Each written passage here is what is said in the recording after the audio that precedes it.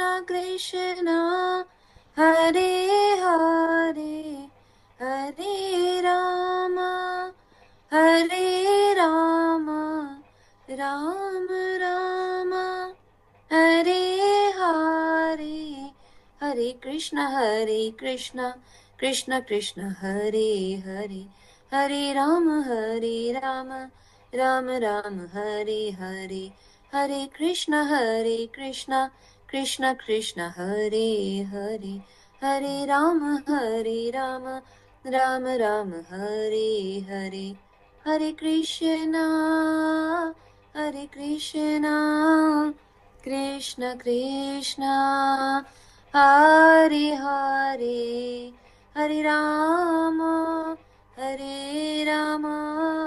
Rama Rama Hare Hare Jaya Radha Shama Sundar Radha Shama Sundar Shri Radhe Jaya Radha Damodar Radha Damodar Radha Damodar Shri Radhe Jaya Radha Gopinath Radha Gopinath Shri Radhe Jaya Jaya Prabhupada Prabhupada Prabhupada Jai Srila Prabhupada Jai Jaya Gurudev Gurudev Gurudev Jaya Jaya Gurudev Nitai Gaur Hari Bol Hari Bol Hari Bol Nitai Gaur Hari Hari Hari Bol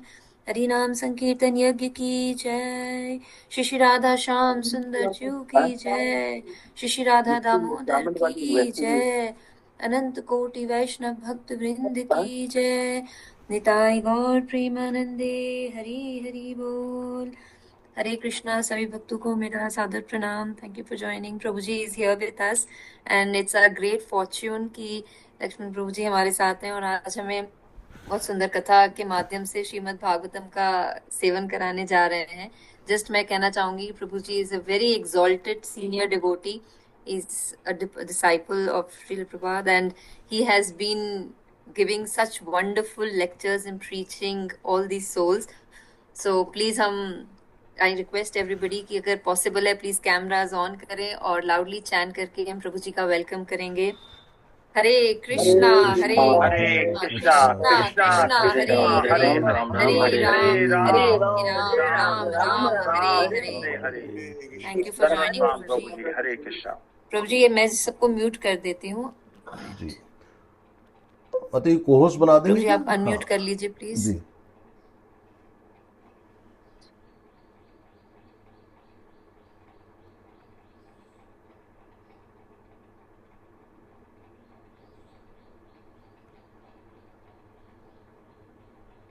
हाँ जी.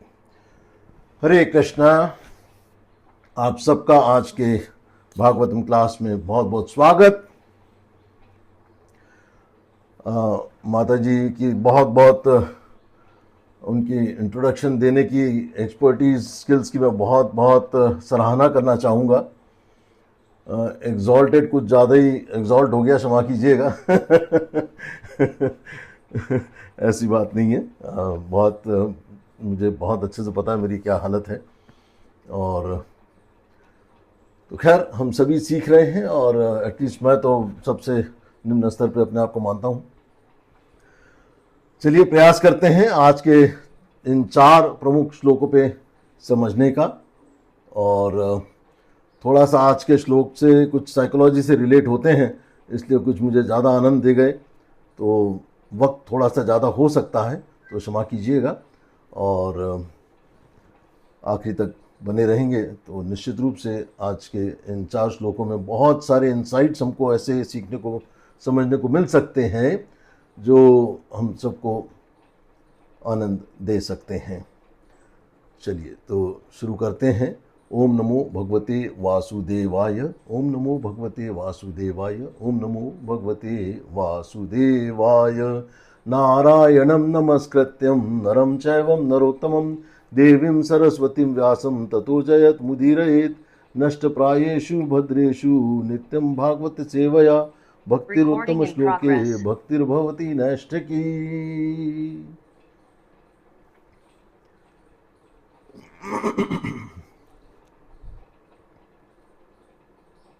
तो ये आज के श्लोक जो है Bhagavatam canto number 4 से second chapter से 4 से 8 नंबर तक, जिसमें विदुर जी और मैत्रेयी मुनि का वार्तालाप हो रहा है। यहाँ पे मैत्रेयी मुनि बता रहे हैं। ठीक है, तो श्लोक शुरू होता है मैत्रेय उवाचा पुरा विश्व सृजाम सत्रे समेताः परम ऋषः तथा अमरगणाः सर्वे सु स अनुगाः मनुष्यः अग्नेयः। जो श्लोक प्रैक्टिस करना चाहते हो स्वागत है। अनम्यूट करके हैंड रेस करके माता जी जिनको परमिट करें, you can please proceed ahead. Radhachit Hari Prabhu ji. जी कृष्णा प्रणाम। हरे कृष्ण प्रभु जी, धन्य प्रणाम। बहुत अच्छा लग रहा प्रभु जी आपको देख के। थैंक यू प्रभु, thank you very much. Same here प्रभु जी, सेम हियर, सेम हियर। पूरा विश्व श्री जाम सक्रे समेता परम ऋषयः तथा मरगणाः सर्वे सानुगा मुनियो अग्नयः। दया करो प्रभु जी। हरे कृष्णा लक्ष्मण प्रभु जी, धन्य प्रणाम। धन्य प्रणाम प्रभु जी, धन्य प्रणाम, धन्य प्रणाम। आशीर्वाद। मैत्रेय उवाच पुरा विश्व सजाम सत्रे समेताः परमर्षयः तथा अमरगणाः सर्वे सानुगा मुनयो अग्नयः। जगमोहन प्रभु जी। हरे कृष्ण प्रभु जी, धन्य प्रणाम। हरे कृष्ण। मैत्रेय उवाच पुरा विश्वसृजं सत्रे समेता परम ऋषय तथा अमरगण सर्वे सानुगा मुनियो अग्नयः। हरे कृष्ण। दमयंती गोपिका माता जी। हरे कृष्णा प्रभु जी, धन्य प्रणाम। मैत्रेय उवाच पुरा विश्व सजाम सत्रे समेताः परमर्षयः तथा मर्गणा सर्वे सानुगा मुनियो अग्नयः। हरे कृष्णा। हरि बोल प्रभु जी। मेरा एक निवेदन और रहेगा कि चारों श्लोकों में एक एक करके जो है पहले पढ़ लेते हैं श्लोक, और उसके बाद फिर आगे का करते हैं, बिकॉज इसमें तात्पर्य बड़े नहीं है। We can do it that way. तथा अमरगणा सर्वे सानुगा मुनियो अग्नयः। हरे कृष्ण। हरे कृष्णा प्रभु जी। मैत्रेय उवाच पुरा विश्वसृजां सत्रे समेताः परम ऋषयः तथा मर्गणाः सर्वे सानुगा मुनयो अग्नयः। हरे कृष्ण प्रभु जी।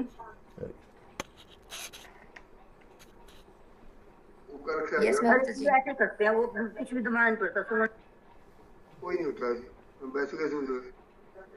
आदि पद्माक्षी माता जी।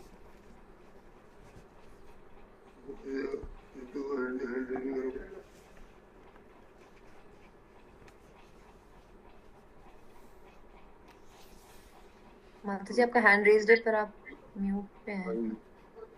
अरे अपने अनम्यूट करिए माता जी। प्रभु जी। हरे कृष्णा। पंचांग Yes, yes, प्रणाम प्रभु जी। मैत्रेय वाचा पूरा पूर्व में विश्व सर्जाम सत्रे समेता परम ऋषय तथा अमर गणा सर्वे से अनुगा मुन्य अगण्य। हरे कृष्ण प्रभु जी। अव्यय प्रभु जी।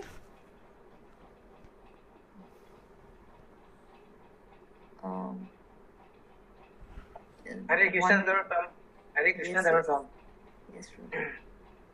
पुरा विश्व सृजम सत्रे समेताः परमर्षयः तथा मर्गणाः सर्वेश अनुगा मुनयो अग्नयः। हरे कृष्ण। वन प्लस नॉट के नाम से है, प्लीज अनम्यूट करके आप पढ़ सकते हैं। जब तक सोना प्रभु जी आप पढ़ लीजिए। हरे कृष्ण प्रभु जी।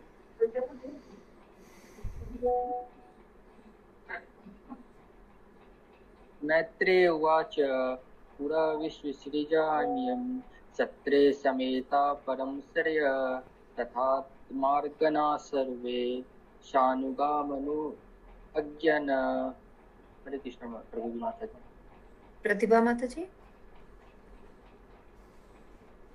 हरे कृष्ण प्रभु जी। मैत्री उवाच पुरा विश्वसजां सत्रे समेतः परं ऋषयः तथा मर्गणः सर्वे स अनुरागः मुनयः अग्नयः। हरे कृष्ण प्रभु जी। हरे कृष्ण प्रभु जी। हरे कृष्ण। हरे कृष्ण। यत्र उवाच पुरा विश्वसृजां सत्रे समेता परं ऋषयः तथा मर्गणा सर्वे स अनुगा मुनयः अग्नयः। हरे कृष्ण। यस प्रभु जी, सब कहोगे, आगे बढ़ सकते हैं? ठीक है। शब्दार्थ देखते हैं। मैत्रेय उवाचा, मैत्री मुनि ने कहा। पूरा मतलब पहले, मतलब स्वयंभू मनु के काल में। विश्व सजा मतलब ब्रह्मांड की सृष्टि करने वालों के। सत्र मतलब यज्ञ में। समेताह मतलब एकत्र हुए। परम ऋषि मतलब बड़े बड़े ऋषि तथा और भी। अमर गणाह मतलब देवता। सर्वे मतलब सभी। स अनुगाह मतलब अपने अपने अनुयायियों सहित। मुनयः मतलब विचारक, चिंतक, जिसको आजकल की भाषा में कहते हैं थिंक टैंक्स। अग्नेयः अग्निदेव। मैत्रेय ने कहा, प्राचीन समय में एक बार ब्रह्मांड की सृष्टि करने वाले प्रमुख नायकों ने एक महान यज्ञ संपन्न किया, जिसमें सभी ऋषि, चिंतक, मुनि, देवता तथा अग्निदेव अपने अपने अनुयायियों सहित एकत्र हुए थे। स्क्रॉल ऊपर कर ले माता जी। जी, तात्पर्य जल स्वरूपाद की जय। विदुर द्वारा पूछे जाने पर मैत्री मुनि शिव तथा दक्ष के मनोमिलिन्य का विस्तार से वर्णन करने लगे, जिसके कारण सती को प्राण देने पड़े। इस प्रकार उस महान यज्ञ का इतिहास प्रारंभ होता है, जिसमें ब्रह्मांड की सृष्टि करने वाले नायकों ने, जिनके नाम मरीच, दक्ष तथा वशिष्ठ हैं, संपन्न किया। इन महापुरुषों ने एक विशाल यज्ञ की व्यवस्था की, जिसमें अपने अपने अनुयायियों सहित इंद्र तथा अग्निदेव जैसे देवता एकत्रित हुए। ब्रह्मा तथा शिव जी भी उपस्थित हुए। नेक्स्ट श्लोक देखते हैं, 5वें नंबर का श्लोक। तत्र प्रविष्टः ऋषयो दृष्टकर्मिव रुचिषः भ्राजमानं वितिर्मिनः कुर्वन्तं तन्महत् स्तदः। और प्रैक्टिस जो कुछ श्लोक करना चाहते हो, raise your hands and go ahead please. 4 श्लोक है, मेरे पास समय थोड़ा सा लिमिटेड है। तत्र मतलब वहां, प्रविष्टम मतलब प्रविष्ट हुआ, ऋषयः मतलब ऋषिगण, दृष्टा मतलब देखकर, अक्रम मतलब सूर्य, इव मतलब सदृश्य, रुचिषा मतलब कांति से, भाजमानम मतलब चमकते हुए या दीप्यमान, वितिमिरम मतलब अंधकार से रहित, कुर्वंतम मतलब करते हुए, तत मतलब वह, महत मतलब महान, सदह मतलब सभा। जब प्रजापतियों के नायक दक्ष ने सभा में प्रवेश किया तो सूर्य के तेज के समान चमकीली कांति से युक्त उसके शरीर से सारी सभा प्रकाशित हो उठी और उसके समक्ष सभी समागत महापुरुष तुच्छ लगने लगे। ये श्लोक जो प्रैक्टिस करना चाहते हो थोड़ा सा स्क्रॉल डाउन करके प्रैक्टिस कर सकते हैं। 2 माता जी 2 प्रभु जी कर लें।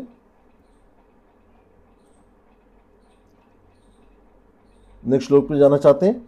ठीक है। उद्दिष्ट न सदस्यास्ते स्वाधिष्ठेभ्य सहाग्न्यः ऋते विरिष्याम सर्वं च तदासि साक्षिप्त चेतसः। स्क्रॉल ऊपर कर लें जी। उद्दिष्ठन मतलब खड़े हुए, सदस्य मतलब सभा के लोग, ते मतलब वे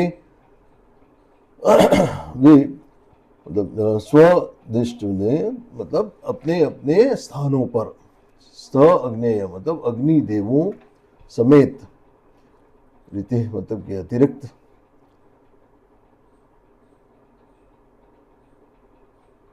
हाँ विरिणा मतलब ब्रह्मा, शर्मा मतलब शिव, च तथा तत मतलब उसका मतलब दक्ष का, भास मतलब कांति से, अक्षिप्त मतलब प्रभावित, चेतसः मतलब जिनके मन।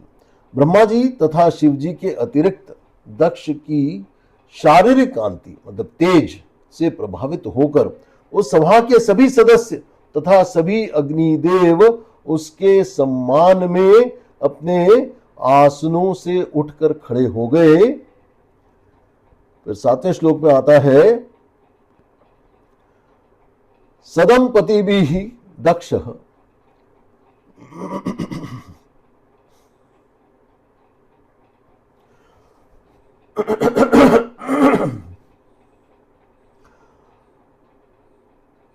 दक्षो भगवान साधु सत्कृतः अजम लोक गुरुम नत्वाह निशसाद तदाज्ञायः।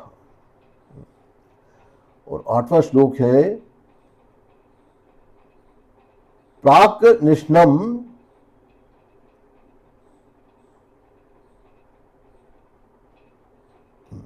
मदम दृष्टा नामस्य तदनातः उवाच वामं चक्षुर्विवीक्ष्य दहत्रिवः। श्लोक प्रैक्टिस करना चाहते हैं आगे बढ़ सकते हैं। हरि बोल, जैसा आदेशित करें आगे बढ़े वैसा हम।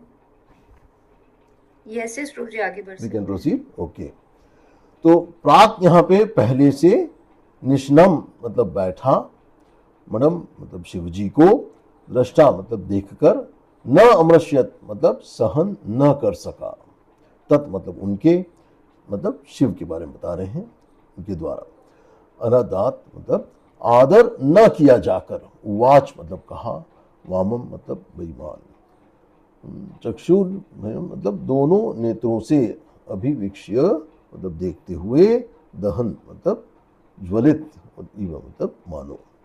किंतु आसन ग्रहण करने के पूर्व शिवजी को बैठा हुआ और उन्हें सम्मान न प्रदर्शित करते हुए देखकर दक्ष ने इसे अपना अपमान समझा।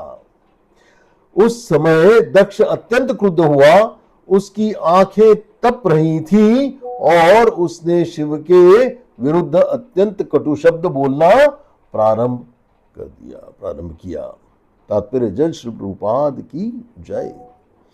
दक्ष के दामाद होने के कारण यह आशा की जाती थी कि शिवजी अपने ससुर के समानार्थ अन्य के साथ उठकर खड़े होंगे, किंतु भगवान ब्रह्मा तथा शिव प्रमुख देवता हैं, अतः उनका पद दक्ष से बड़ा है। तो भी दक्ष इसे सहन न कर सका और उसने इसे अपने दामाद द्वारा अपना अपमान समझा और इसके पहले से ही वह शिवजी से संतुष्ट न था। मतलब प्रिजुडाइसेस थे, क्योंकि शिव जी निर्धन दिखाई देते थे और उनका वेश अत्यंत दरिद्र था। ठीक है,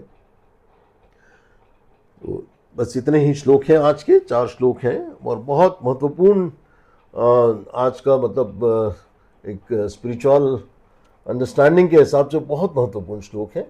मंगलाचरण के बाद अपन आगे कंटिन्यू करते हैं।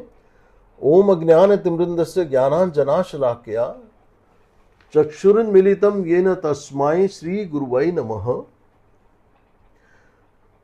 श्री चैतन्य मनोविष्टम स्थापितं येन भूतले स्वयं रूपः कदा मह्यं दधाति स्वपदान्तिकम्।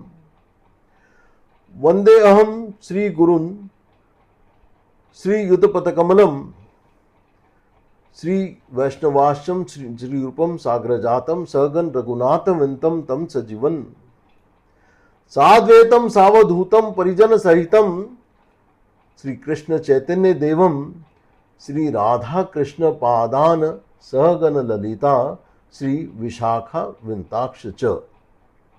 नमो विष्णुपादाय कृष्ण पृष्ठाय भूतले श्रीमते भक्ति वेदांत स्वामिने इति नामिने। नमस्ते सरस्वते देवे गौरवाणी प्रचारिणे निर्विशेष शून्यवादी पाश्चात्य देश तारिणे। नमो विष्णुपादाय कृष्ण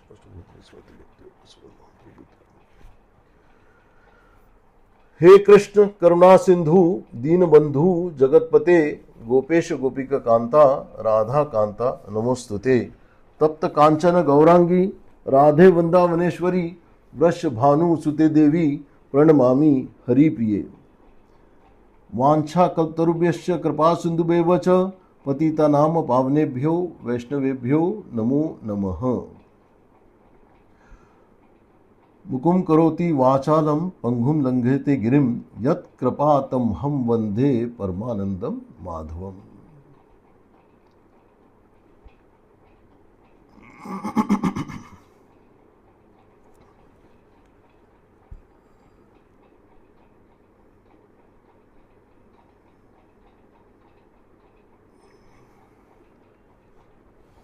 श्री श्री राधा गोविंद जी, श्री जगन्नाथ बलदेव सुभद्रा माता जी, निताई गौरांगा, हमारे संस्थापक आचार्य श्री प्रभुपाद, श्री गुरुदेव एवं समस्त उपस्थित वैष्णवों एवं भविष्य में सुनने वाले इस वीडियो के माध्यम से यूट्यूब के माध्यम से सुनने वाले सभी वैष्णवों के चरणों में मेरा चरण वंदन। आप सबका आशीर्वाद लेते हुए आज के इन 4 श्लोकों पर अपन चर्चा करने का प्रयत्न करेंगे। Shrimad Bhagavatam canto 4 second chapter 4 to 8 number का श्लोक। दक्ष का यज्ञ सभा में प्रवेश, बाहरी तेज भीतरी अहंकार। तो आज हम श्रीमद् भागवत का ये जो पाठ हम समझ रहे हैं बहुत ही महत्वपूर्ण पाठ है हमारे रोजमर्रा के जीवन से, और इसका चिंतन अपने आप में जो है, और जहाँ कहीं श्लोक में बहुत बड़ा तात्पर्य नहीं होता, मान के चलिए श्लोक अपने आप में बहुत सेल्फ एक्सप्लेनेटरी है, जो हमारे सिंसियर डिवोटीज के लिए बहुत ही इंस्ट्रक्टिव भी होगा। और ऊपर से देखने में ये घटना बहुत सिंपल लगती है, पर एक बड़ी सभा है जिसको थोड़ा विजुलाइज करना चालू करिएगा। मैं जो आपके सामने अभी कह रहा हूँ उसको थोड़ा विजुलाइज करिएगा, ठीक है, कि एक बड़ी सभा है, एक प्रभावशाली व्यक्ति है दक्ष प्रजापति, सभा में प्रवेश करते हैं,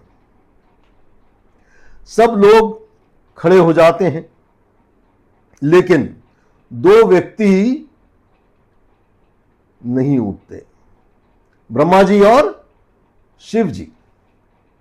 फिर दक्ष के भीतर क्रोध उठता है और आगे चलकर एक बहुत बड़ा कॉन्फ्लिक्ट खड़ा हो जाता है। ये बहुत रिलेट कर पाएंगे, हमारी रोज की जिंदगी बहुत रिलेट होगा ये। लेकिन भागवत की कथा केवल सोशल बिहेवियर की कथा नहीं होती,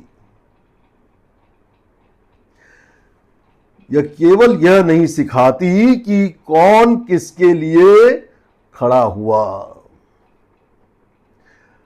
और कौन किसके लिए खड़ा नहीं हुआ। भागवत हमेशा हृदय के भीतर उतरता है। इसलिए आज का विषय वास्तव में अहंकार, मान सम्मान की भूख, बाहरी क्वालिफिकेशन और भीतरी प्योरिटी का अंतर को समझना, वैष्णव को पहचान पाने की त्रासदी और वैष्णव अपराध का सूक्ष्म प्रारंभ। तो आज की हम शुरुआत एक लाइन से करना चाहते हैं कि सभा में दक्ष का प्रवेश हुआ, लेकिन उसके साथ उसका अहंकार भी प्रवेश कर गया। और यही इस प्रसंग का सबसे बड़ा लेसन है। कहते ना, कीप योर ईगो आउटसाइड। प्रसंग की भूमिका के बारे में अगर अपन जानने का प्रयत्न करें तो थोड़ा हमको बैकग्राउंड समझना आवश्यक है कि दक्ष प्रजापति कोई ऑर्डिनरी व्यक्ति नहीं है। वे अत्यंत क्वालिफाइड व्यक्ति हैं। वे प्रजापति हैं, सृष्टि विस्तार के लिए नियुक्त हैं और वे बहुत ही प्रभावशाली हैं, बहुत आदरणीय हैं और बहुत व्यवस्थित हैं। तो कर्मकांड में निपुण है, अथॉरिटी है, प्रेस्टिजियस पोजीशन पे है। दूसरी ओर भगवान शिव का स्वरूप बड़ा अद्भुत है। भस्म रमाए हुए हैं, जटाधारी हैं, शमशानवासी हैं, सामान्य सामाजिक कन्वेंशन से परे है। बाहरी रूप से बहुत पॉलिश्ड नहीं दिखते हैं, लेकिन शास्त्र क्या कहता है? वैष्णवानाम यथा शंभु, अर्थात वैष्णवों में शिवजी, शिव शंभु सर्वोत्तम है। तो यह प्रसंग एक्चुअली एक बहुत गहरा कंट्रास्ट है। एक और है बाहरी सभ्यता, पद, वैदिक योग्यता, प्रतिष्ठा। दूसरी ओर है आंतरिक वैराग्य, ट्रांसेंडेंस और गहरी भक्ति। और जब बाहरी क्वालिफिकेशंस वाला व्यक्ति ट्रांसेंडेंटल पर्सनालिटी को ऑर्डिनरी लेंस से जज करता है, तब ट्रबल शुरू होती है।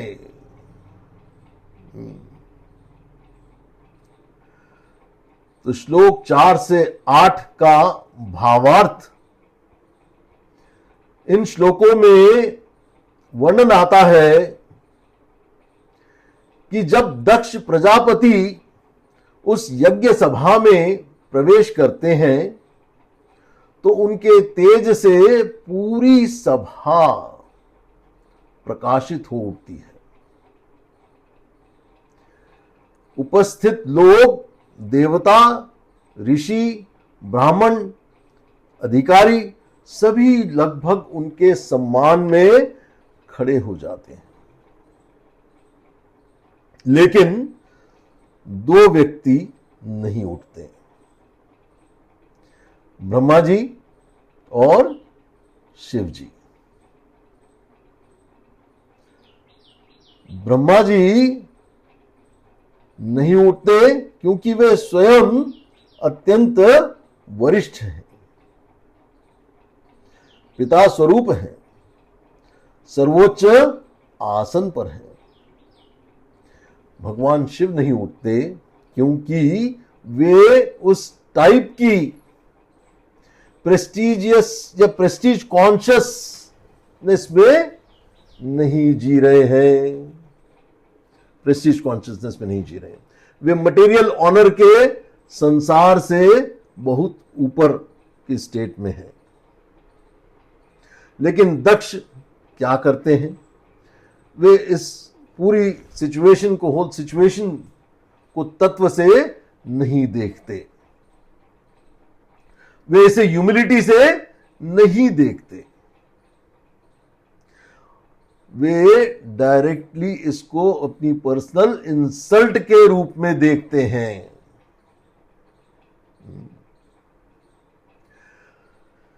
यहीं से डिस्ट्रक्शन का बीज पड़ता है।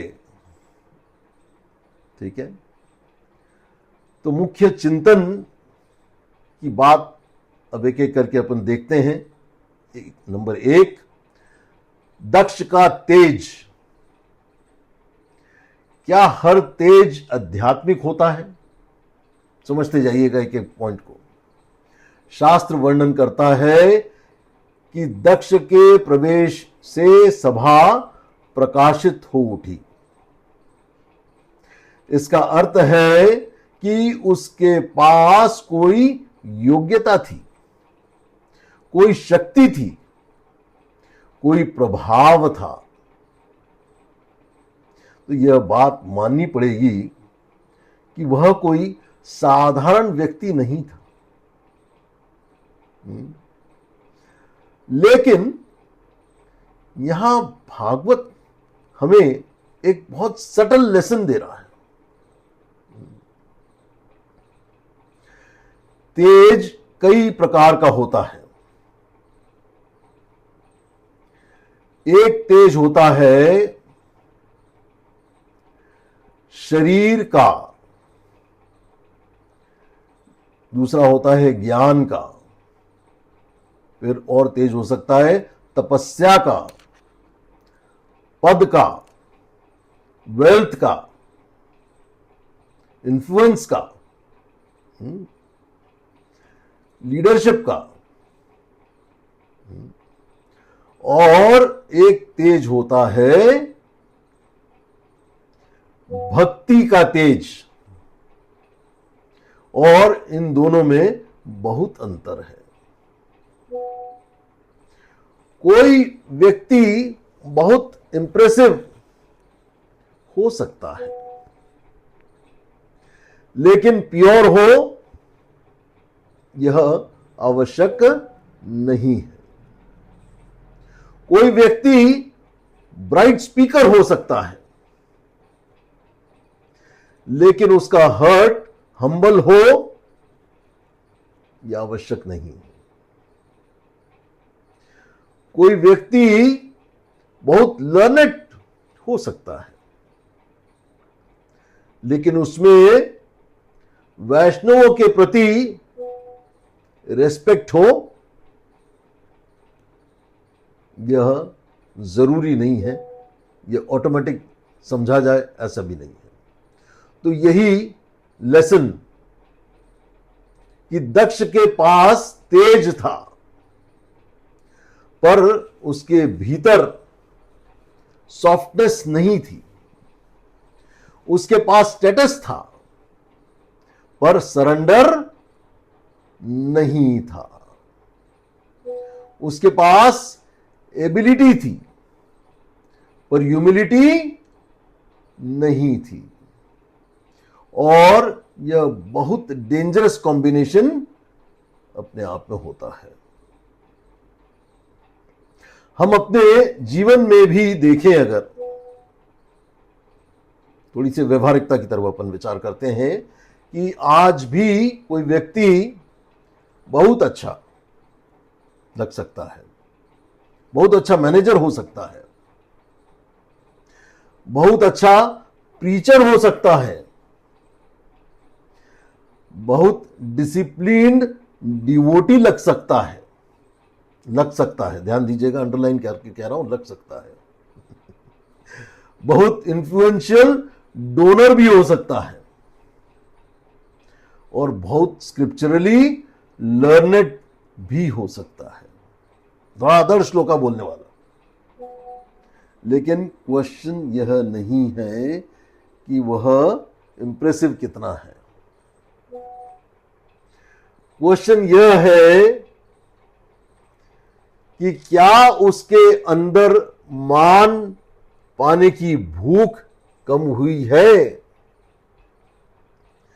क्या वह विनम्र है, विद्या ददाति विनयम, क्या वह किसी वैष्णव को उसके बाहरी रूप से जज नहीं करता, क्या वह इंसल्ट सह सकता है, क्या वह ऑनर मिलने पर भी स्टेबल रह सकता है। यही एक्चुअल स्पिरिचुअलिटी है, ठीक है। तो सवाल यह है कि सब लोग खड़े हो गए, इसमें समस्या नहीं थी, समस्या भीतर शुरू हुई थी। सभा में लोगों का खड़ा होना कोई गलत बात नहीं थी। वैदिक कल्चर में elders, seniors, authorities, exalted persons के प्रति आदर दिखाना बहुत नेचुरल है। सम्मान देना दोष नहीं है, सम्मान देना तो हमारी संस्कृति है। लेकिन सम्मान मिलने के बाद जिसके भीतर सटल एक्सपेक्टेशंस जन्म ले लेती हैं, वही डेंजरस परिस्थिति है। दक्ष के भीतर एक इनर कंफर्मेशन हुई होगी कि हां, यह तो उचित है, मैं सम्मान योग्य हूं, सब जानते हैं मैं कौन हूं। यहीं से ईगो नरिश होता है। ऑनर भी परीक्षा लेता है और हम अक्सर सोचते हैं कि इंसल्ट आए तब टेस्ट है, लेकिन कई बार ऑनर मिलना भी टेस्ट है। जब कोई हमारा सम्मान करता है तब हमारा हर्ट क्या करता है? क्या हम भीतर से फूले हुए महसूस करते हैं? क्या हम नोटिस करने लगते हैं कि किसने प्रणाम किया और किसने नहीं किया? क्या हम कंपेयर करते हैं? क्या हम यह एक्सपेक्ट करने लगते हैं कि हर बार ऐसा होना चाहिए? कि पहले वाले प्रभु जी ने तो इतनी तारीफ नहीं करी थी, आज तो माता जी बहुत तारीफ कर दी। यही हमारी कमजोरी है, यही साधक का रियल टेस्ट है। कोई हमारा सम्मान करे तब हम क्या सोचते हैं? मैं डिजर्व करता हूं, क्या ये भावना आ रही है? या यह सब गुरु और कृष्ण की कृपा है, मैं अयोग्य हूं। इसीलिए हमने श्लोक कहा था, मुकुम करोति वाचालम पंगुम लंघयते गिरिम। तो एक सिंसियर डिवोटी को बहुत सावधान रहना चाहिए। कई लोग इंसल्ट से नहीं, सम्मान से गिर जाते हैं। तो ब्रह्मा जी का न उठना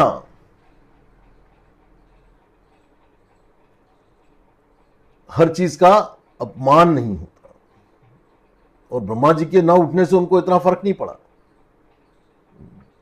तो इसका कारण अपमान नहीं था। वे सभा के सबसे वरिष्ठ हैं, पिता तुल्य हैं, वेरी एग्जॉल्टेड हैं। उनका न उठना तो परफेक्टली अंडरस्टैंडेबल रहा, बहुत अच्छे से उनके द्वारा स्वीकार किया गया, उससे उनको कोई कष्ट नहीं हुआ। लेकिन अहंकारी मन क्या करता है, वह हर घटना को पर्सनल बना देता है। यही बहुत गहरी साइकोलॉजिकल बात है, बहुत साइकोलॉजिकल एस्पेक्ट के हिसाब से बहुत समझना जरूरी है। स्पिरिचुअल और साइकोलॉजिकली बहुत स्ट्रॉन्ग एस्पेक्ट पे हम बात कर रहे हैं कि वास्तविक इंसल्ट नहीं हुआ होता, लेकिन हमारा ईगो इंसल्ट का अनुभव पैदा कर देता है। कोई व्यस्त था, हमने सोचा मुझे इग्नोर कर रहा है, कोई नहीं आया रिसीव करने, तो हमने सोचा मेरा अपमान हुआ। एयरपोर्ट पे लैंड किया, कोई आया नहीं, कोई सामने नहीं बैठा, तो हमने सोचा मेरी वैल्यू ही नहीं है। टेंपल लाइफ में भी हम अनुभव करते हैं इन्हीं बातों को। कई बार ऐसा होता है कि किसी ने नाम नहीं लिया, किसी ने मंच पर नहीं बुलाया, किसी ने प्रॉपर स्वागत नहीं किया, किसी ने स्पेशल अटेंशन नहीं दिया, और हमारा मन तुरंत कहता है सम्मान नहीं दिया गया। पर प्रश्न है कि वास्तव में सम्मान नहीं दिया गया, या मेरा मन सम्मान की मांग कर रहा है?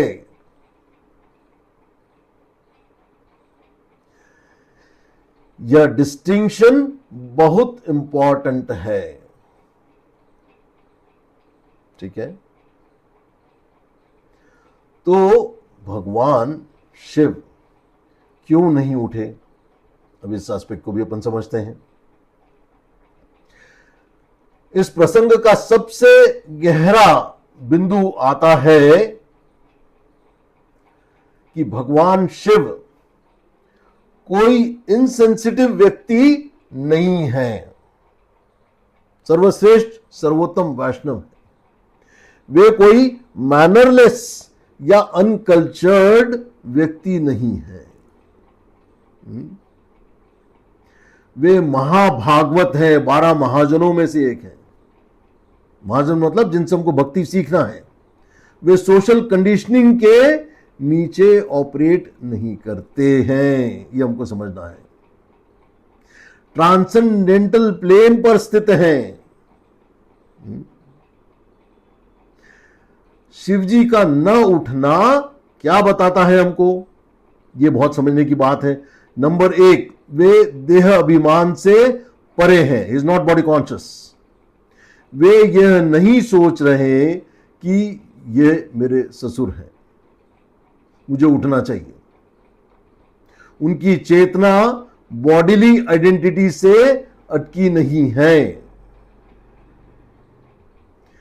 दूसरी बात, वे मान अपमान के वर्ल्डली लैंग्वेज से ऊपर हैं। जो स्वयं सम्मान नहीं चाहता, वही दूसरों को प्रेस्टीज से नहीं तोलता। ठीक है, यहां पे बहुत महत्वपूर्ण बात हमको समझने की आती है कि अक्सर हम जो है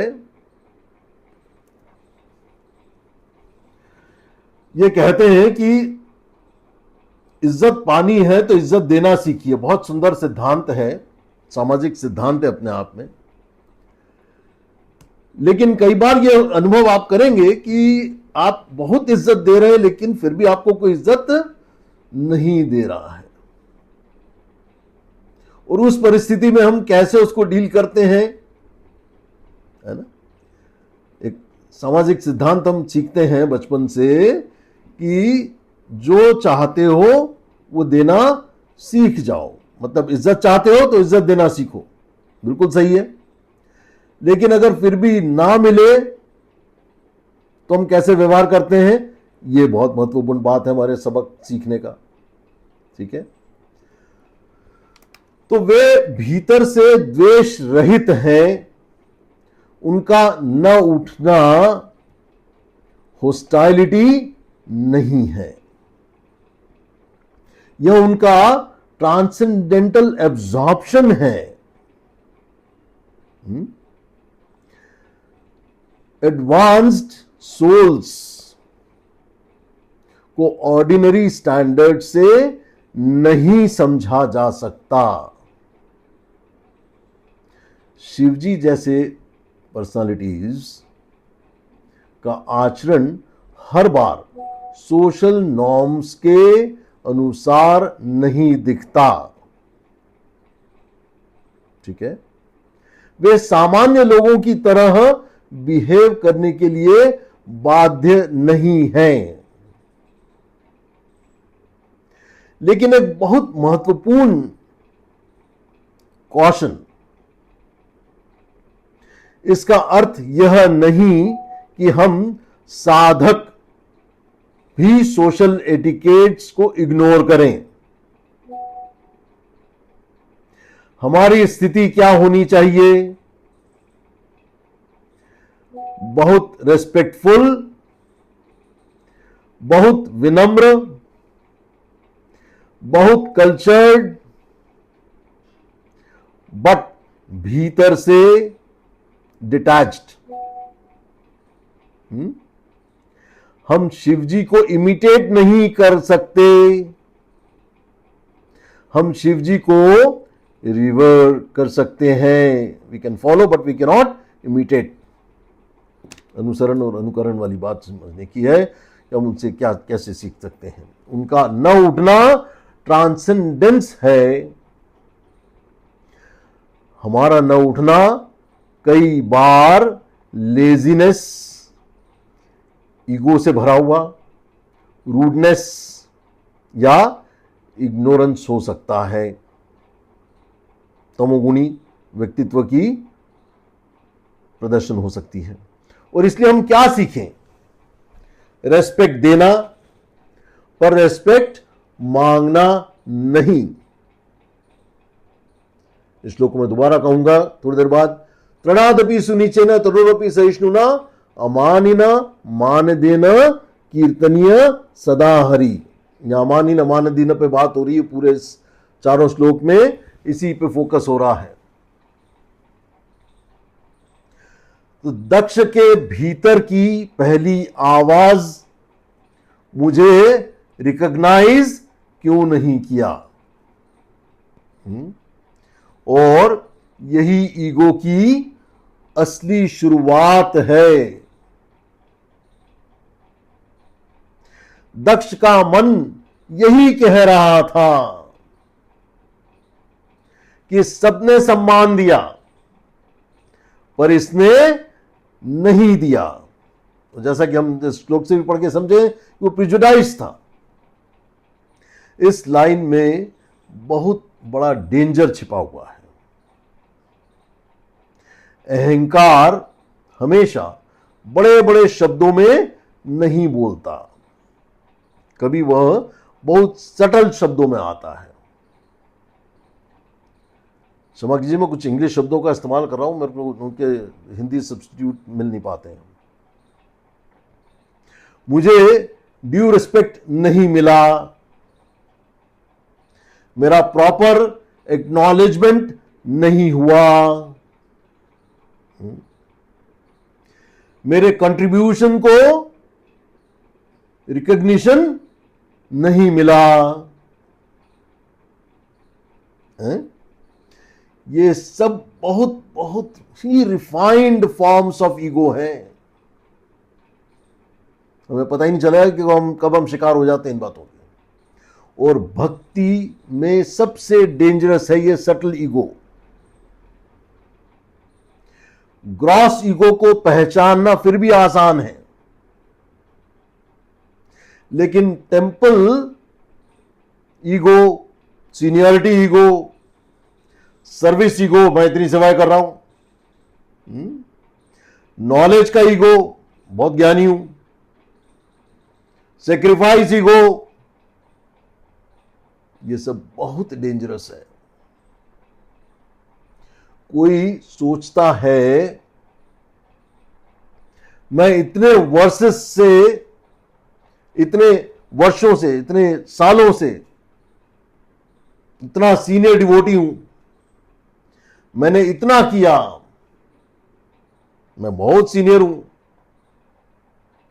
मेरे बिना यह सब कैसे हो रहा है?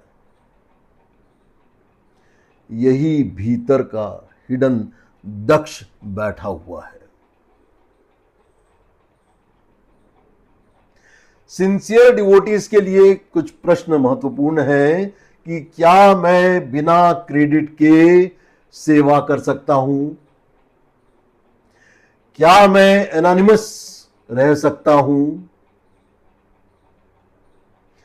क्या किसी और को सम्मान मिले, मैं पूरी मानसिक स्वस्थता के साथ स्वीकार कर सकता हूं और फिर भी प्रसन्न रह सकता हूं? चेहरा ही उतर जाता है जी, किसी को सम्मान मिले, देखो आपका चेहरा कैसा हो जाता है, मेरा एटलीस्ट मेरा। यदि नहीं तो अभी भी हर्ट प्यूरिफिकेशन बहुत जर्नी अभी बाकी है। ठीक है, तो दक्ष की वास्तविक समस्या शिवजी नहीं थे, उसका अपना ईगो था। वह बहुत सबसे सेंट्रल पॉइंट है। इस बात पे हमको ये इन 4 श्लोकों के माध्यम से समझना है कि दक्ष को लगा कि प्रॉब्लम शिवजी है, उसके दामाद है, वो प्रॉब्लम है, लेकिन वास्तविक समस्या शिवजी नहीं थे। समस्या थी उसका अपना ईगो बेस्ड सेल्फ कॉन्सेप्ट। और जब व्यक्ति अपने में कोई इमेज या कोई इन्फ्लेटेड आइडेंटिटी बना लेता है, मैं बड़ा हूं, मैं योग्य हूं, मैं सुपीरियर हूं, मैं डिजर्विंग हूं, तो जो भी उसकी आइडेंटिटी को वैलिडेट नहीं करेगा वो उसको एनिमी के समान लगेगा। यही संसार की बड़ी प्रॉब्लम है और यही हम day in and day out devotees में भी ऑब्जर्व करते हैं। और हम सोचते हैं कि मेरी अशांति का कारण दूसरा व्यक्ति है, लेकिन बहुत बार अशांति का कारण दूसरा व्यक्ति नहीं होता, हमारी स्वयं का फॉल्स ईगो, झूठा अहंकार होता है। और स्पिरिचुअल लाइफ में इसका क्या अर्थ है? जब तक अपने आप को सर्वेंट दास्य भाव में हम नहीं होते हैं, तब तक मुझे बार बार रिकॉग्निशन चाहिए होगा। लेकिन जैसे ही मैं सच में समझना शुरू करता हूं, मैं कृष्ण का दास हूं, मैं सेवक हूं, मैं यहां सम्मान लेने नहीं सेवा देने आया हूं, तब धीरे धीरे मन शांत होना शुरू होता है। हमारी असली पहचान जीवेर स्वरूप है कृष्णेर नित्यदास। यदि यह आइडेंटिटी गहरी हो जाए तो दुनियावी वैलिडेशन की भूख कम हो जाती है।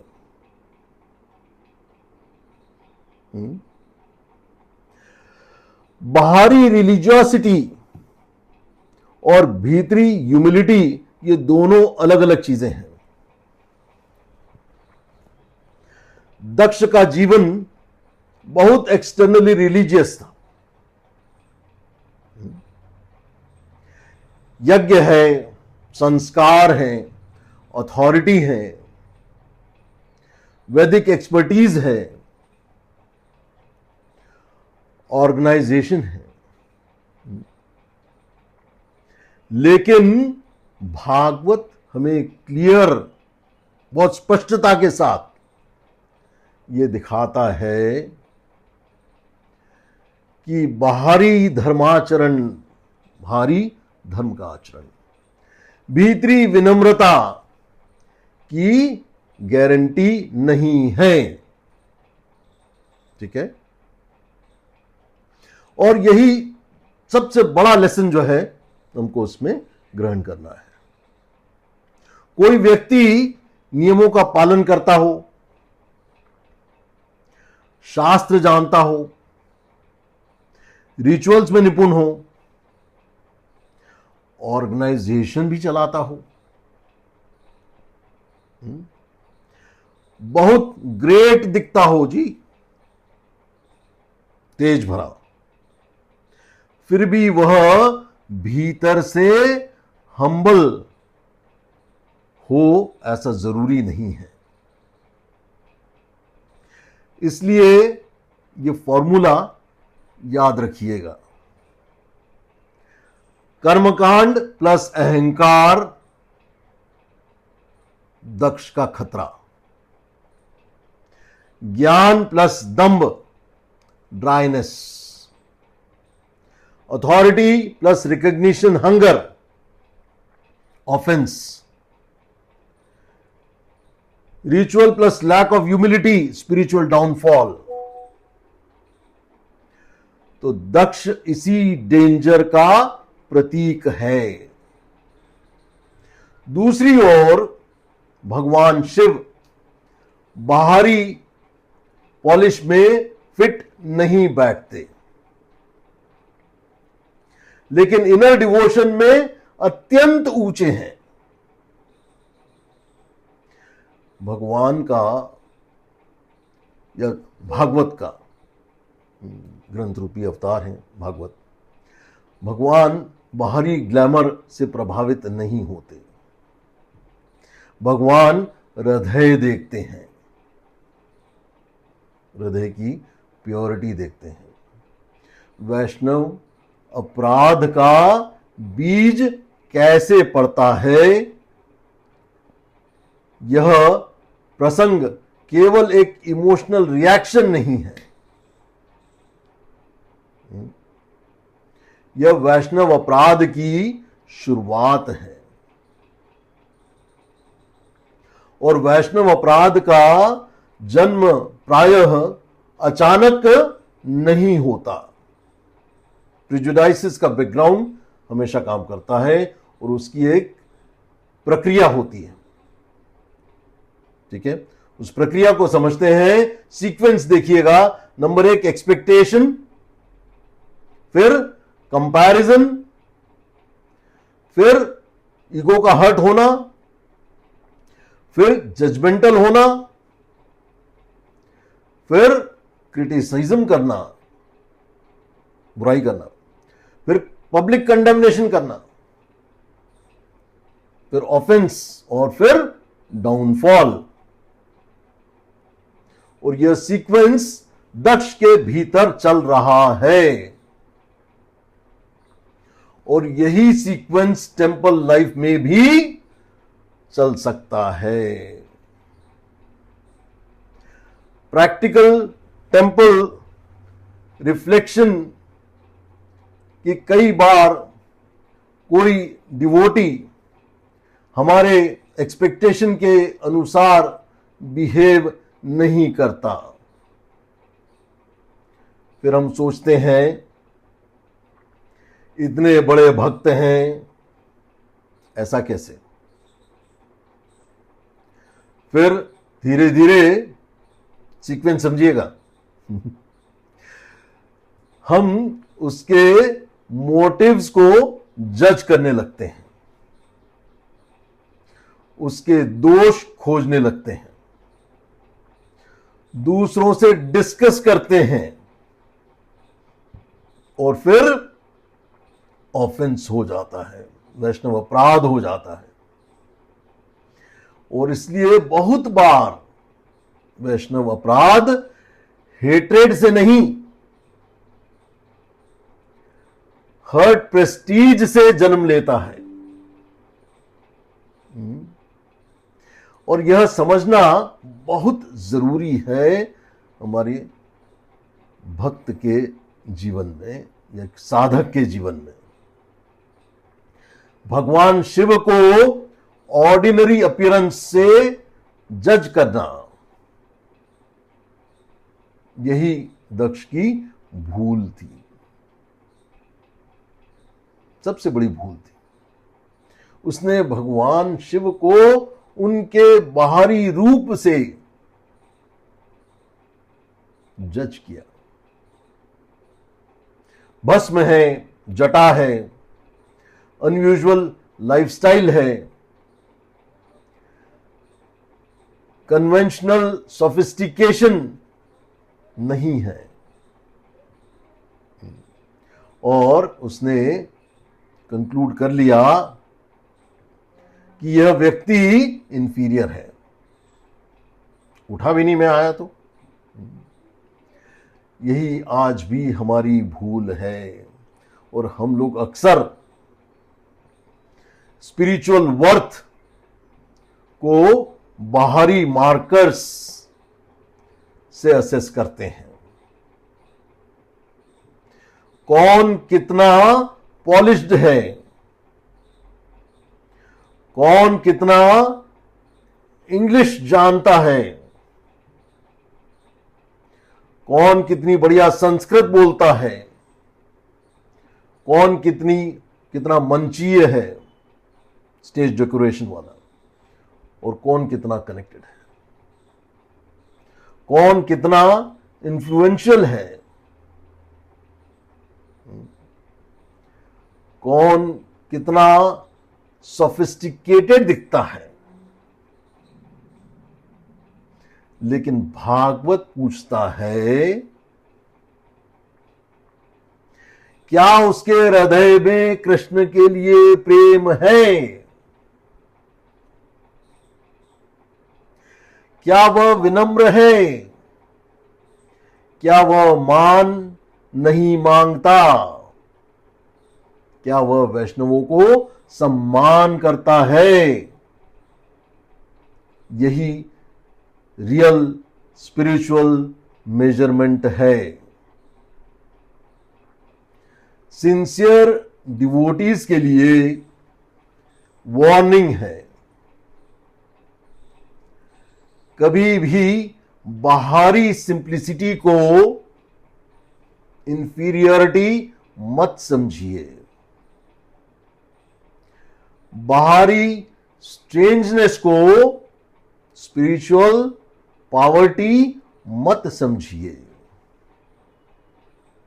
और कभी भी बाहरी पॉलिश को डिवोशन का प्रमाण मत मान लीजिए।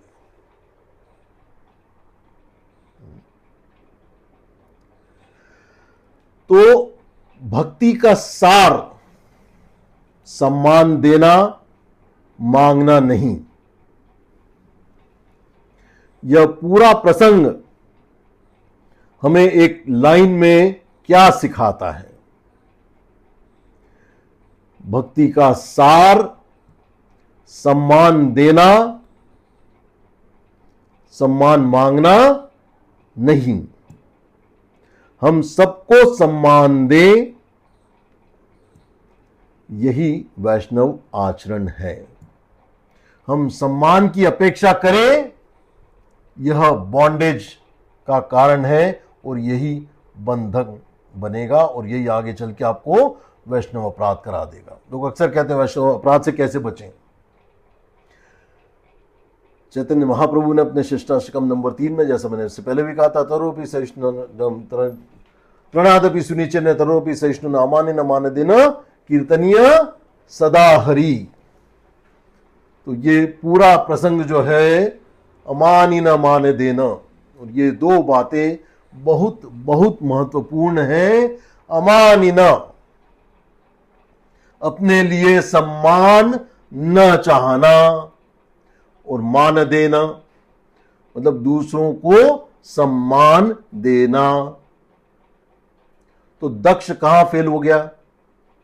वह अपने लिए सम्मान चाहता है और शिवजी को सम्मान देने की दृष्टि नहीं रखता। और इसलिए यह प्रसंग एक्चुअली नाम साधना से भी जुड़ा हुआ है। जब तक हर्ट रिकॉग्निशन सीकिंग मोड में है,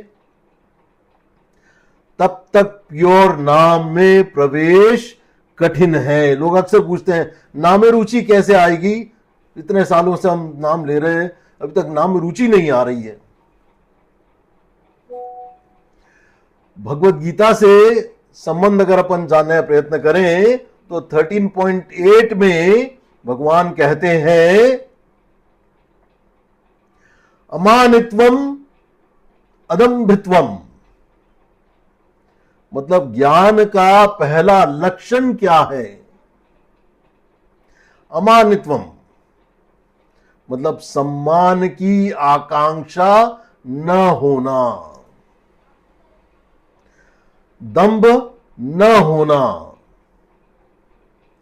यह कितना स्ट्राइकिंग है, कितना प्रासंगिक है कि हम ये सोचते हैं कि नॉलेज का मतलब बड़ी बड़ी बातें जानना है, और भगवान कहते हैं नहीं, वास्तविक ज्ञान का पहला सिम्टम है ह्यूमिलिटी। तृण घास के तिनके जैसा, यदि नॉलेज है पर ह्यूमिलिटी नहीं है। जो हमारे मोहम्मद महाराज मेरे लिए बहुत आइडियल एग्जाम्पल हैं। तो ये सब कुछ पार्शियल नॉलेज है। यदि रिचुअल है पर ह्यूमिलिटी नहीं है तो वह डेंजरस रिलीजन है।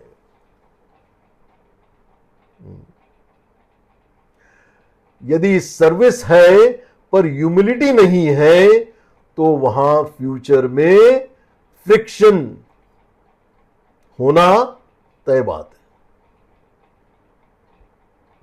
ठीक है, तो इसको जड़ पे हमको समझना होगा कि कहां हमारा दास्य भाव जा रहा है। शिवजी वैष्णवानाम यथा शंभु। और एक और बात बहुत डीपली हमें समझना है कि शिवजी को शास्त्र ऑर्डिनरी पर्सनालिटी की तरह नहीं देखता।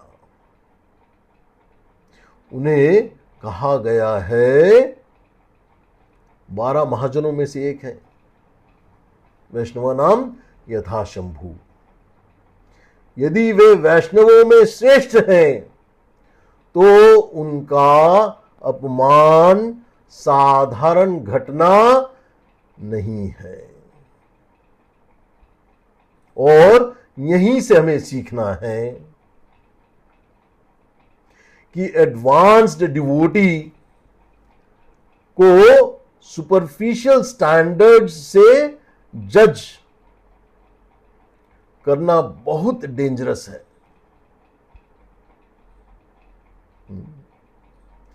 कई बार बहुत एडवांस्ड सोल्स सोशली बहुत स्ट्रेंज लग सकते हैं, वे बहुत आउटवर्डली इंप्रेसिव नहीं दिख सकते। हम देखते हैं वृंदावन में भी देखते हैं, बहुत सारी जगह देखते हैं, वे फॉर्मल नहीं दिख सकते और वे पब्लिक अप्रूवल ओरिएंटेड नहीं हो सकते।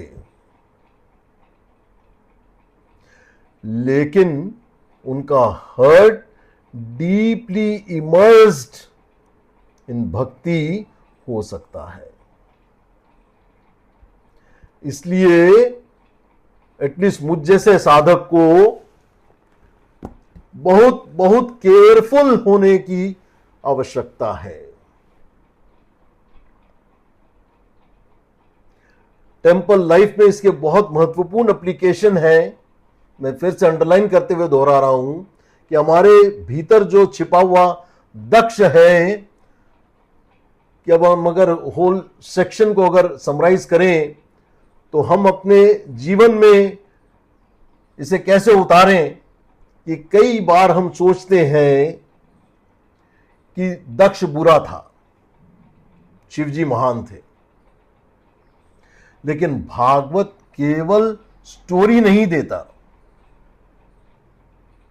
भागवत मिरर दिखा रहा है कि ये देखिए, अपने भीतर देखें। इन 4 श्लोकों के माध्यम से केवल मैंने अपने भीतर देखने का प्रयास किया है कि क्या मेरे भीतर भी कुछ ऐसा ही है। मैं इतने सालों से सेवा कर रहा हूं,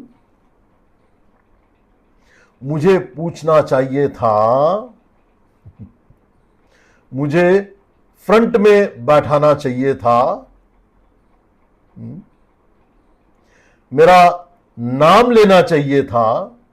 मैंने इतना किया, मैं इतनी सेवा करता हूं, मैंने इतना डोनेशन किया, मेरे कंट्रीब्यूशन की अप्रिसिएशन नहीं हुई। उस जूनियर डिवोटी को इतना इंपॉर्टेंस दिया जा रहा है, कल आया मेरे सामने। यदि ऐसा है तो समझिए सटल दक्ष मेरे अंदर तो एटलीस्ट जीवित है।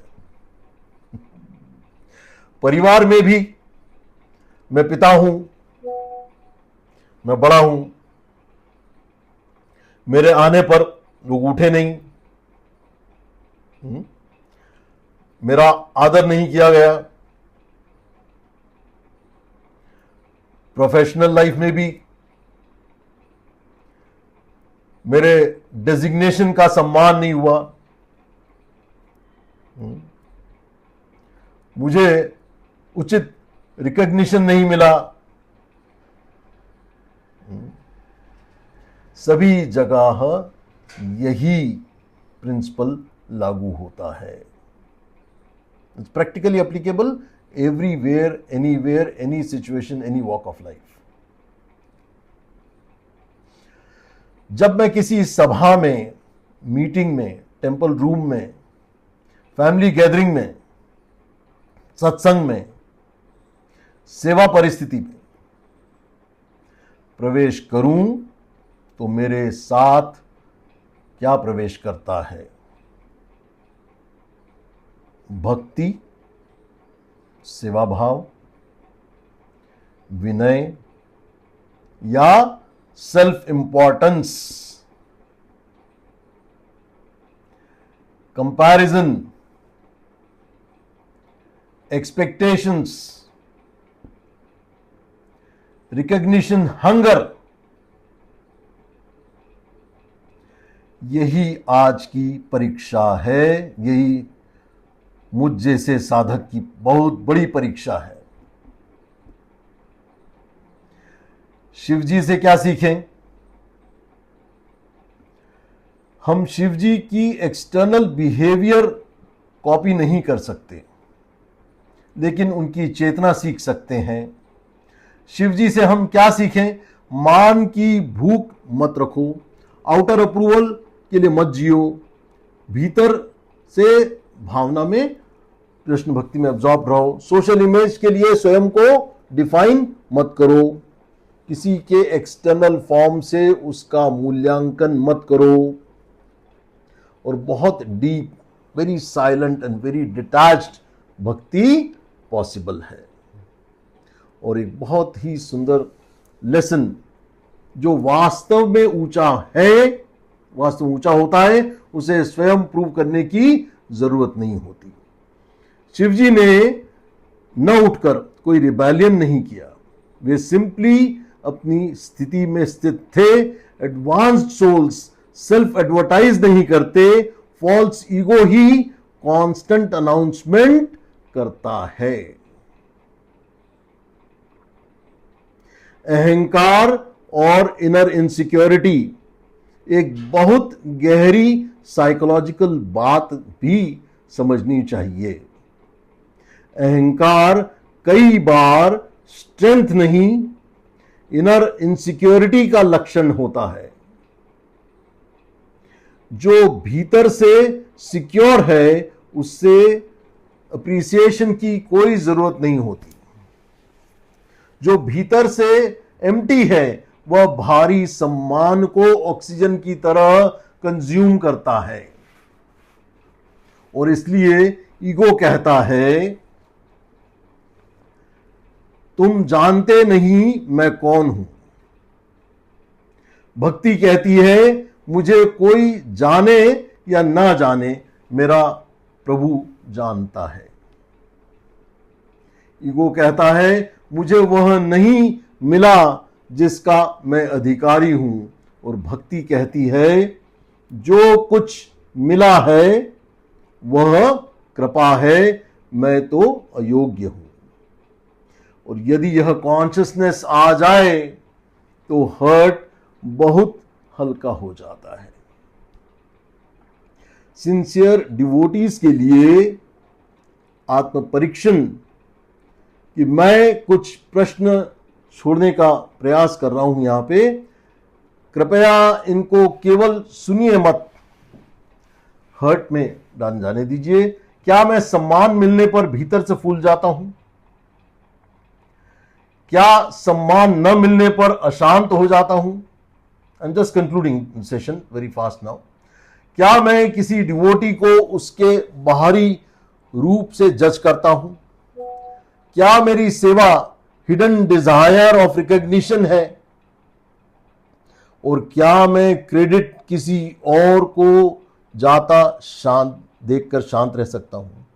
क्या बिना नाम, बिना मंच, बिना मेंशन के सेवा कर सकता हूं? और क्या किसी सोशली सिंपल डिवोटी का सम्मान कर सकता हूं यदि वह सिंसियर हो, यदि इन प्रश्नों में बेचैनी हो रही हो? और अच्छा है कि इसका अर्थ भागवत हृदय तक पहुंच रहा है। अत्यंत महत्वपूर्ण निष्कर्ष अंत में जो है कि आज के इन श्लोकों में हमें यह नहीं सिखाते कि सभा में क्या प्रोटोकॉल होना चाहिए। ये हमें दिखाते हैं कि धार्मिक मंच पर भी अहंकार रह सकता है। बाहरी योग्यता इनर प्योरिटी की गारंटी नहीं है, और वैदिक क्वालिफिकेशन के बावजूद व्यक्ति ऑफेंड कर सकता है।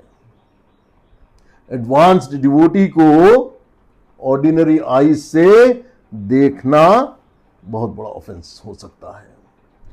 ऑनर की डिमांड स्पिरिचुअल प्रोग्रेस को डिस्ट्रॉय कर सकती है। और सबसे महत्वपूर्ण बात अंत में है कि समस्या यह नहीं थी कि शिवजी खड़े नहीं हुए, समस्या यह थी कि दक्ष का अहंकार बैठा नहीं। और यही लाइन सबसे पूरे प्रसंग का सार है कि अंत में समापन में इन शब्दों में करना चाहूंगा कि इसलिए हमें आज ये प्रार्थना करनी चाहिए। आप मेरे साथ बोल सकते हैं, हे प्रभु, मुझे बाहरी क्वालिफिकेशन देकर भीतर से कठोर न बनाना, हर्ट रिकॉग्निशन ढूंढे ऐसा न बनाना। मुझे ऐसा मत बनाना कि वैष्णव को उसके बाहरी रूप से जज करूं। मुझे ऐसा मत बनाना जो चोटिल प्रतिष्ठा मुझे अपराधी बना सके। हे भगवान शिव, हे महान वैष्णव, आपकी भगवत निष्ठा, आपकी विरक्ति, आपकी नम्रता और आपकी इनर एब्जॉर्प्शन, उसका थोड़ा अंश हमारे जीवन में आ जाए। जय श्री प्रभुपाद की जय, जय श्री गुरु महाराज की जय। जो सम्मान देने में धनी हो और जो सम्मान मांगने में निर्धन हो, वही असली भक्ति के मार्ग पर है। बहुत बहुत धन्यवाद। इन्हीं शब्दों के साथ मैं अपनी वाणी को विराम देता हूँ। क्षमा कीजिएगा, थोड़ा सा टाइम बहुत एक्सीड कर गया मैं, क्षमा कीजिए। हरे कृष्ण। प्रभु for a wonderful class nectarean. बहुत ही आपने क्रक्स और भक्ति के लिए बहुत सूक्ष्म चीज़ों को बहुत अच्छे से समझाया। और क्योंकि टाइम हो गया तो हम 2 ही प्रश्न लेंगे। एक पहले भावना चौहान माता, बख्तारनी माता जी, आप अनम्यूट कर सकते हैं।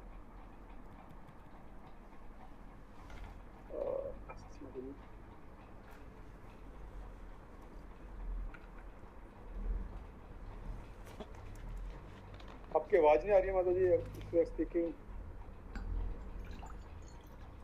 अच्छा ठीक है, अभय प्रभु आपका प्रश्न ले लेते हैं। हरे कृष्णा, सभी के चरणों में दंड प्रणाम। जी प्रणाम। शिव जी इतना शांत है, निर्मोही है, कुछ भी उनके पास ऐसे सब कुछ हो के भी वो सब त्यागे बैठे हैं सब, और इतने शांत है सब कुछ। तो वो अंदर त्याग के वो अंदर कर क्या रहे हैं? अंदर अंदर उनकी चेतना, चेतन वो महाचेतन है, तो अंदर अंदर वो राम नाम ले रहे हैं, और कर क्या रहे हैं अंदर? सबसे बड़ी बात यह है माता जी, अगर जिसका बहुत हो गया शायद। हरे कृष्णा, सॉरी, एम आई म्यूटेड? ओहो सॉरी। हाँ, मेरी आवाज आ रही? It's okay now? ओके। तो यहाँ शिव जी कर क्या रहे हैं? बहुत सुंदर प्रश्न किया माता जी ने। असल बात तो यह है कि जो शिव जी कर रहे हैं वही हमको करना है। शिव जी क्या कर रहे हैं? नाम ले रहे हैं। और हमें क्या करना है? नाम लेना। Always remember Krishna and never forget Krishna, बस यही हमको करना है। और क्यों नहीं कर पा रहे हैं? अमानिना, माने देना, बस यही प्रॉब्लम है हमारी। I think that suffices to answer. Thank you प्रभु, नाम ही सार है। बहुत सुंदर। इंदिरा माता जी। हरे कृष्णा प्रभु जी, पंचांग प्रणाम। पंचांग प्रणाम माता जी, धन्यवाद प्रणाम, प्रणाम, बहुत बहुत स्वागत जी। पर थोड़ा मैंने लेट ज्वाइन किया था, इसकी रिकॉर्डिंग मिलेगी जो भी लिंक था? जी जी जी बिल्कुल मिलेगी। आपके अपने YouTube चैनल पे भी जाता है ये, और मेरे YouTube चैनल निताई गौरंगा पे भी आएगा, डेफिनेटली आएगा, डोंट वरी। जी जी। अभी तो बताया कि सम्मान मांगने में थोड़ा सा नोट्स में, मतलब नोट भी कर रही थी, जो सम्मान मांगने में निर्धन हो और उसमें अमीर हो। जी, तो बताया था सम्मान मांगने में निर्धन। ये आपका पॉइंट क्वेश्चन क्लियर नहीं हो पाया माता जी, जरा फिर से बोलें। अभी आपने कुछ बताया था कि प्रार्थना ही शायद बताइए उसमें कराया, बाकी और नोट थोड़ा बहुत किया था मैंने। हे प्रभु जी, मुझे ऐसा मत बनाना कि वैष्णव को बाहरी रूप से जज कर सकूं। देखिए, मतलब सीधी सी बात है कि हमको अंदर की भक्ति डेवलप करना है। हमें केवल एक्सटर्नल्स पे हमारा बहुत ज्यादा ध्यान होता है, हमारे एक्सटर्नल्स पे, ठीक है। एक्सटर्नल्स पे ध्यान दें, लेकिन इंटरनल्स पे ज्यादा ध्यान दें। Let us work on our own, we are on our purification journey. पर बाहरी से जज करते हैं ना कि बाहर से कोई ऐसा है तो वो अंदर से नहीं भी हो सकता। बिल्कुल बिल्कुल। जैसे सबसे महत्वपूर्ण बात है, पर्पस ऑफ चैंटिंग हमको याद रखनी है। पर्पस ऑफ चैंटिंग क्या है? को बताना चाहेगा पर्पस ऑफ चैंटिंग क्या है? चलिए, समय लिमिटेड है, मैं थोड़ा टाइम से कट शॉर्ट करता हूं। पर्पस ऑफ चैंटिंग है 2। नंबर 1 भगवान को प्रसन्न करना, नंबर 2 हमारी प्यूरिफिकेशन। हमारी भौतिक कामना हो, हमें भौतिक कामना मतलब ये भी एक भौतिक कामना ही होती है कि हमें सम्मान चाहिए, ये भी एक भौतिक कामना ही है, ठीक है। और यही चैंटिंग का पर्पस है, भगवान का निरंतर नाम लेना। 16 माला तो मिनिमम एक शुरुआत है, लेकिन ऑलवेज रिमेंबर कृष्णा और नेवर फॉरगेट कृष्णा तक की हमारी जर्नी है। वही साधन है और वही साध्य भी है। कोई बताया आपने कि always remember Krishna, never forget Krishna. यही अगर हाँ जी, हर क्षण मतलब हमें याद करना है, हर क्षण याद करना है, हर क्षण याद करना है, हर क्षण उनको समर्पित भाव से जीना है। हाँ जी, ठीक है। तो वही भक्ति में जैसे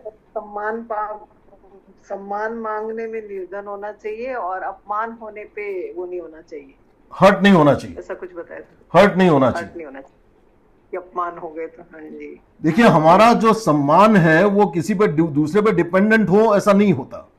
अगर मैं अपना सम्मान करता हूं तो मुझे पता है मैं किस लायक हूं, मुझे पता है मैं क्या हूं। अगर कोई मेरा अपमान कर रहा है, जैसे किसी ने गधा कहा, तो गधा कहने से मैं गधा नहीं हो गया, मुझे पता है मैं गधा नहीं हूं।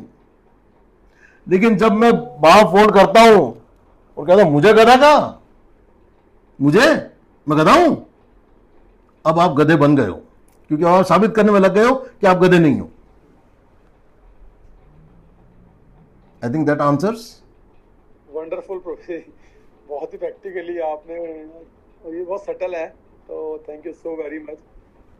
भावना माता जी, आपका 100 again, you want to say something, आप कुछ पूछना चाहते हैं?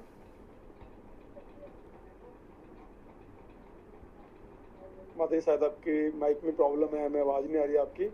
टाइम हो गया है, तो मैं सही भक्तों से रिक्वेस्ट करूंगा इस क्लास को हम एंड करेंगे यहाँ पर। और अगर कोई क्वेश्चन है, बिकॉज प्रभु जी को आप पर्सनली भी रीच आउट कर सकते हैं if anyone has any questions. और रिकॉर्डिंग्स हम इसकी यूट्यूब चैनल पे अवेलेबल रहती है, हमारा यूट्यूब चैनल है, आप कभी भी उसको बाद में सुन सकते हैं दोबारा। और प्रभु जी भी अपना यूट्यूब चैनल पे इसको डालते हैं, वो भी लिंक शेयर कर देंगे हम आप लोगों के साथ। तो before we end, I request everyone अपने आप को अनम्यूट करें एंड हम लोग प्रभु जी का थैंक्स करेंगे। हरे कृष्णा हरे कृष्णा कृष्णा कृष्णा हरे हरे मैं सभी आयोजकों का दिल से, हृदय से आभार व्यक्त करता हूँ। बहुत बहुत धन्यवाद, बहुत बहुत आभार।